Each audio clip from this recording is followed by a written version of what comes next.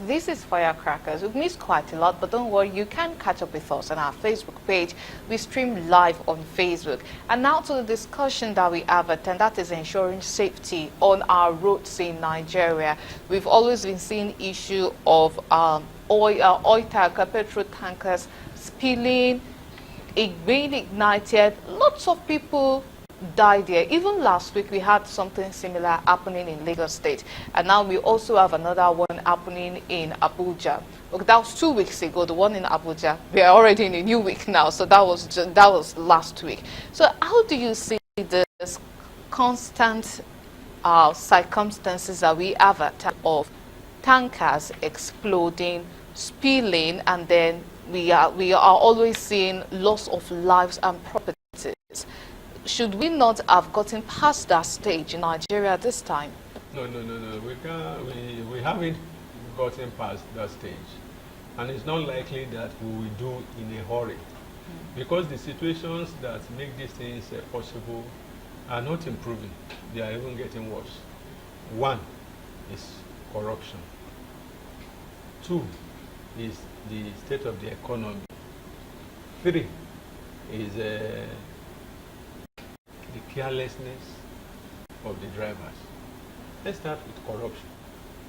When you see some of these vehicles on the road, you know that they ought to have been off the road. Vehicles that are not roadworthy. Tankers that with failed brakes. Tankers with worn-out tires.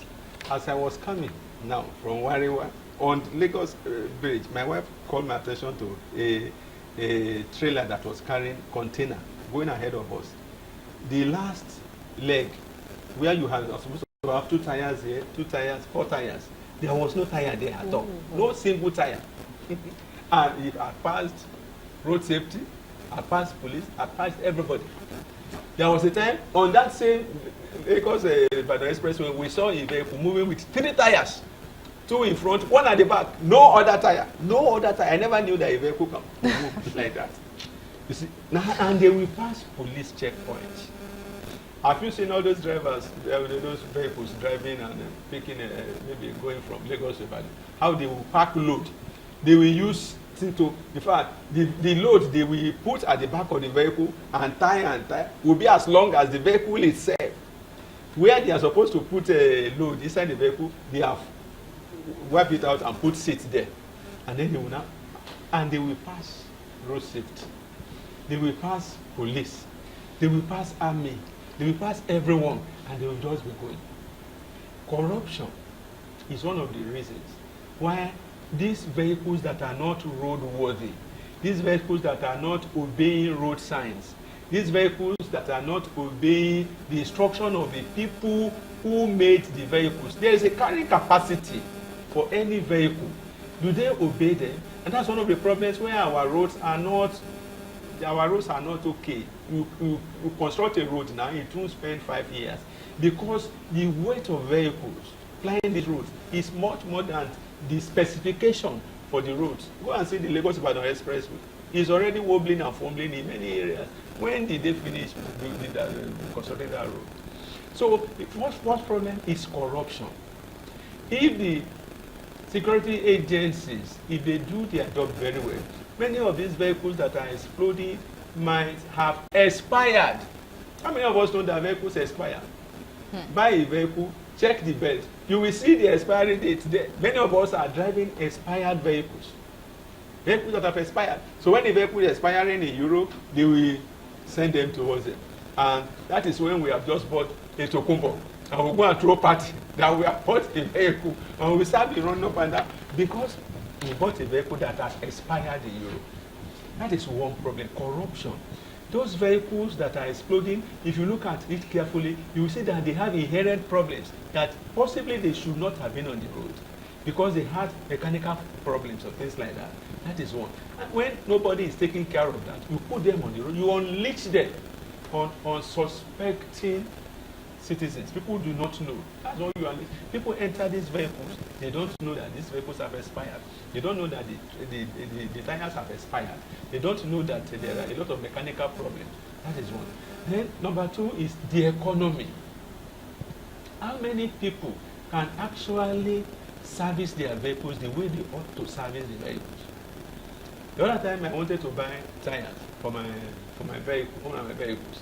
I got there, the woman was telling me, is it Chinese that you want to buy? Or is it Tokumbo? Is it this? Is that? I said, no, I want to buy original. He said, Indonesia or so. I said, okay. He said, it is. One tire is now 195,000. I said, what is the say? It's 195,000. I said I wanted to buy 4. I ended up buying only 2. I couldn't buy 4. I said next time I'll come. So how many people can buy vehicles with tires? How many people can repair their vehicles? Then apart from that is, even what you are buying, how are you sure of the quality of what you are buying? You buy things, they don't last. You know, our people will have gone to India, gone to Indonesia to go and tell them, reduce the quality so that Nigerians can afford it. And they will bring these reduced quality products and still sell at exorbitant prices. It's the same problem we have with manufacturers of drugs. The other time they said, yesterday I was reading that they destroyed drugs of how many trillions of naira, fake drugs, expired drugs, that they will remove the label and put something. They will clean the date, expiry date, and put another one, killing people. So the corruption, the sensitivity of our people, and the economy, because people cannot afford quality materials. Those are some of the reasons why we have all these accidents that should be avoidable, that they are happening. And then the recklessness of our drivers. Because, of course, nobody will arrest them.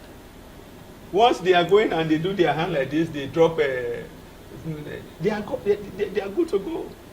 Nobody arrests them. Nobody punishes any, particularly all these commercial drivers. It's as if they are law unto themselves. It's as if they are not bound by any traffic rules. It's as if the law enforcement agencies are not there to look out for them. It's as if they are looking out for only private vehicle drivers. So a number of factors are responsible for this is the corruption that is in the system, the economy that is bad, that is not allowing people to have enough resources to take care of these vehicles, the carelessness of the drivers, and who will arrest me, the impunity that is in the system.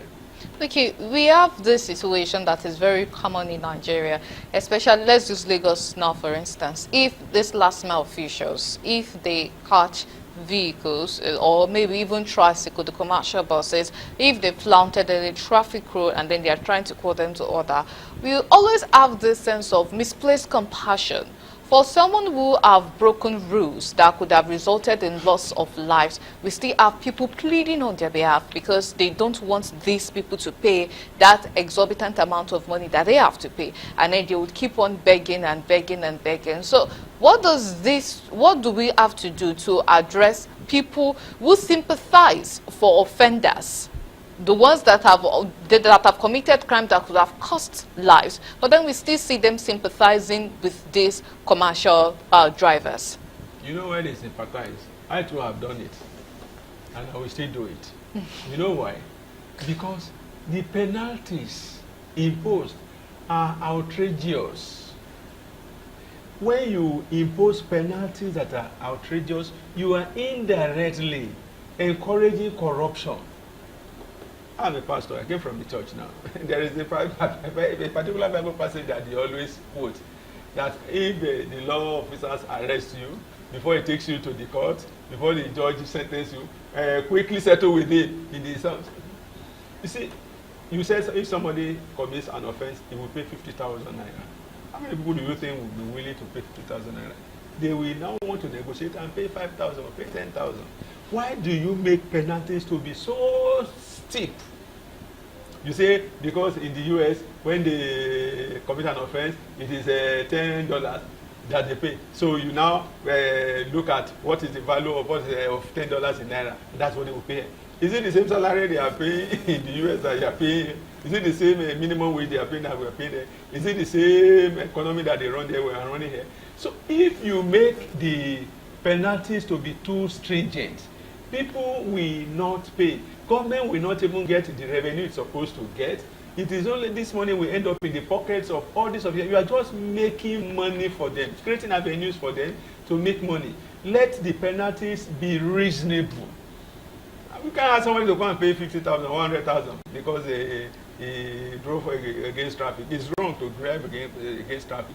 You can't. If you go to psychiatric hospital in Yaba, they will examine his head. He will do this. He will do that. And you think Nigerians will? What kind of who advise them that they should make social? Nobody will obey. You just find that people will settle themselves along the line. Wait. Let the penalties be very reasonable. That's one. If it's reasonable, you find people who will want to pay rather than trying to bribe. Rather than bribe. That is one. Number two is that government itself should, from time to time, organize sting operations to see that the people who are put on the roads are doing the right thing. But you see that we are talking about all these people. You see that you see that many of these people, if they are stopping you as a private car owner, they won't stop all these keke marwa, they won't stop all these korope, they won't stop all these yellow buses. Why? Some people say that many of the owners of these buses are last mile people, last mile officers. That's one. Another thing is that they make returns. They make returns. We don't make returns. Private car owner, when they see you are like me now. You are wearing glasses, and they say this one, they just carry your wallet go. You know. So the problem why people plead for them is they also know that these people are suffering. Man, there's suffering in the land. You discover that these people, they will work from morning. I have interviewed many of them. I've stopped and interviewed them. They will tell when I asked one, I said, why are you always in a rush? He said, Oga, he said, with all this rush that I am rushing, he said, I cannot make the correct money that I have to make to deliver and take money home. I said, what's the problem? They will start telling you how they bribe from morning till night. The ones they will give to this, they will give to that, they will give to that. Then they will tell you how much they will spend to buy petrol. They will tell you how much they will deliver. And then at the end of the day, they will tell you how much is left for them. So you discover that a lot of our people also know that government is not doing the right thing. Government that's supposed to be serving the interests of the people is against the people. So when you see somebody begging or even fighting all this law enforcement again, is because it is a reaction to the fact that this government said they are not doing anything for us. They are not school fees we don't have, food we don't have, security we don't have. We pay isolation for NEPA, we do our water, do everything. On top of it, you will be harassing people on the road. So it is reaction against government. That the government is not doing the right thing it's supposed to do. Then you come and stay on the road and be arresting people. Is this what we ask you to do? Eh? Build roads, you will not build roads. Give us work, you will not give us work. Our children have left school, they have no job to do. And see how much we are paying for NEPA. See how much we are paying for DSTV. See how much we are paying for this. And all you can do is to come and stay on the road and be arresting people. I think it is reaction against absence of government. Okay. Absence of governance. But shouldn't our penalty, shouldn't it discourage people from participating in some things that would have landed them in trouble? Because if an average driver is aware that if I break even the tiniest of rule, I'm going to be paying 50,000 naira, should that not act as a warning for that driver to drive carefully rather than committing the crime and hoping to bribe his way out of it? If death penalty has not dissuaded people from being corrupt in China, where we see them being executed. Still, they still find people to execute, even in China, where they have death penalty. In Saudi Arabia and other countries where they execute people for carrying drugs, they still find people to execute. Nigerians still go carry drugs to those places. Indonesia, they still carry drugs to those people. So penalty in the real sense of the word does not absolutely discourage people. There is a risk factor, especially if you think that the risk is worth your while. People take risk. There are some people who even like taking risk. And in a situation where our system is porous, and you feel that you can get away with it, and when you find people getting away with it, it emboldens you to do likewise. For instance, driving against traffic. You are in traffic, and you see people just go, they are going, and nobody arrests them. You too will put head, and it may be the time you put head that they will come and arrest you. You see, so you discover that deterrent, yes, penalties are meant to deter people, but it is not all penalties that deter people. No matter how stringent. That's why some people are arguing against the death penalty. That for as long you have been executing people, you have been injecting people, you have been killing people, has it stopped? Has it stopped? Has it solved the problem? So that it does not solve the problem. It is not a panacea to the problem. So some of these stringent penalties do not solve the problem. Maybe there are other things psychologists would, or sociologists will now ask us to look at other attenuating factors that make people to take such unreasonable, some of the risks are not reasonable, but people will still take this unreasonable risk. They will still do this.